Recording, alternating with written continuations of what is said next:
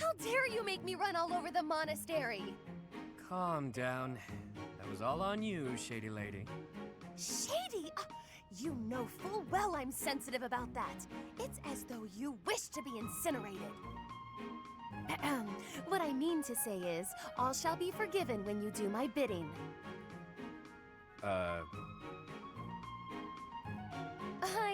I know. It's an honor I don't extend to many. You have the rare opportunity to aid me in realizing my dream. I shall rebuild House Nouvelle. Nobility will be mine again, and the glory of my esteemed family will once more reign supreme. Blah, blah, blah. Restore House Nouvelle, blah, blah, blah. Will you just stop? You're making my ears hurt. I am but an insignificant and beautiful creature. Surely there's nothing I have to offer for your plight. Your facade does not fool me. I know you for what you truly are. With the nobility's backing, Western Fodlan's underworld is yours. Everyone has heard whispers of the savage mockingbird. That is you they refer to, yes?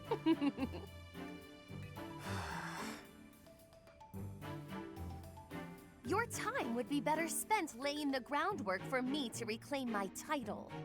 I envision you using your connections to apply pressure on the nobles in Enbar. Right. So say I indulge you, that I agree on this killer bird you speak of. What I offer comes at a high price. You do understand that, right, milady? How exactly do you intend to compensate me? But what greater compensation could I offer than to play a part in restoring House Nouvelle? Restoration of houses does nothing to put food in my stomach. I suppose, but rest assured that upon my return to power, you shall be suitably rewarded.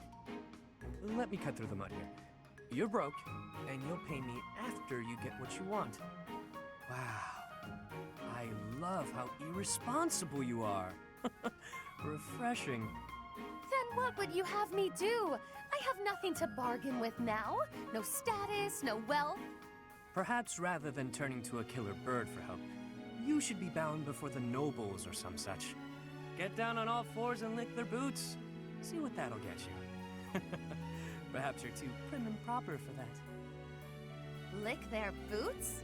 Is tonguing their footwear likely to sway them to my cause? My work here is done. No, I was not through with you yet. You come back here! Hey!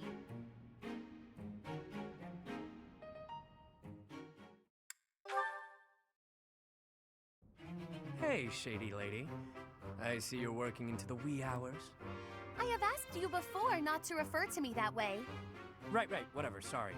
Anyway, what kind of bizarre spells are you weaving? An excellent question. It's a brand of spellcraft many have dreamed of, but none have achieved. A revolution in magical theory. Revolutionary spellwork, huh? Steel yourself for this. The working transforms leather boots into licorice, the old serviceable shape with a new, sweeter taste. Huh. That's certainly something. I'm sure you'll ravage the economy with this one. So, why boots precisely? I was inspired by your suggestion that licking the nobility's boots would fulfill my dream. I went to my chambers to discreetly taste my own boots. They were less appetizing than I had hoped. The thought of licking boots day in and day out was revolting, but then I thought, what if? Tonguing licorice boots rather than leather ones would make the whole ordeal much more palatable. This is no run-of-the-mill penny ante black magic. This is something new. Black licorice magic. I could lick the boots of 100 nobles if they all tasted so scrumptious as licorice. Are you some kind of damn fool? The common mind often has difficulty distinguishing between genius and idiocy. You set me the challenge of licking boots, and I would say that I have risen to it ably. Correct. I told you to do that. But I think you took what I said just a bit too literally. Then how did you mean it? Does the licking not count if the licker enjoys it? It's mostly something you do by way of acting subservient. I'd even lick the mud from your boots, my lord. Get it? What? Are there nobles so depraved that they would take satisfaction in such a thing? There sure are. I've licked a boot or three in my day. Indeed? Oh, did it not turn your stomach? Well, of course it did. There's hardly any dignity in boot licking. Talking to you is truly entertaining. You're a special kind of strange. I've known many a noble in my life, but none like you. I was just dealing with a bunch of them, so the difference seems especially stark. Though, I guess you're not technically a noble at this point, are you? You were dealing with nobles in the dead of night? Wait, what? Did you just call me strange? Oof, I'm exhausted. Better go hit the sack. Don't work too hard, milady.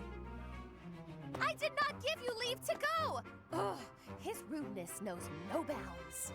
But I'll have my revenge, perhaps by exposing his business with these nobles. He'll rue the day he loosened his tongue in front of me.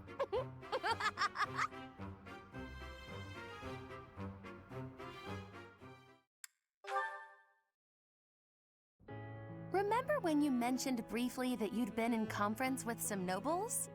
Did the topic of conversation happen to be me? I haven't the foggiest idea what you're talking about. Don't be coy with me. I recently received an offer of support from the Minister of Foreign Affairs. Bravo!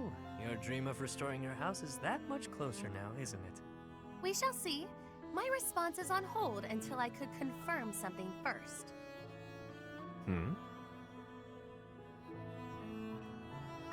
You sound as befuddled as I feel. These are events you set in motion, are they not? I want only the truth from you. Lie to me and you shall be incinerated. That doesn't leave me much wiggle room, does it? All right, I'll tell you. So yeah, I might have been negotiating with some nobles. Maybe. Possibly. You do recall that I have nothing I can offer you in return, yes? Of course I know that. I just did what I needed to get what I wanted. Like always. Explain.